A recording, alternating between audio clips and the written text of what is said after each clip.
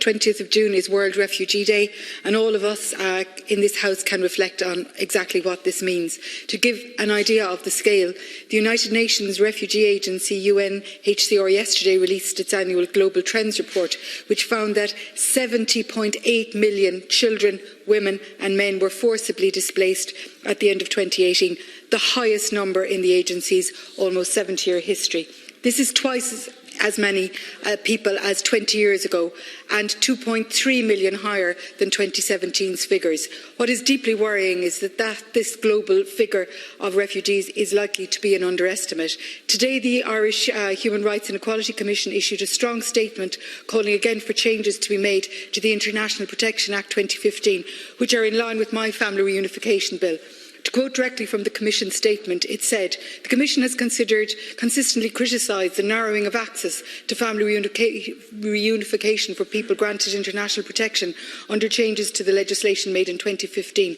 The removal of the right of international protection beneficiaries to apply for family reunification with extended family members under the International Protection Act 2015 and the introduction of a statutory time limit for applications constitutes retrogressive measures. The International Protection Family Reunification Bill, which I introduced 2 years ago, passed all stages in the Seanad on the 7th of March. On the 13th of December, it passed Dáil second stage with a huge majority of 78 votes in favour as opposed to 39. On 6th of February this year, the Family Reunification Bill was received for detailed scrutiny by the Joint Oireachtas Committee on Justice and Equality. The committee's report is pending, still awaiting the Minister for Justice and Equality's observations. The report is expected to be supportive of my bill. Leader, this bill has been consistently backed by majorities in both houses, but blocked by the government with the threat of a money message. But while we await this legislation, families can't reunite vulnerable people, vulnerable family members who are still living in dangerous places. Families like that of Leila Mohammed in Clones, families like that of Izzadeen Al-Kharraja in Cork, families like the Cedos in Navan, and many more whose names we don't know.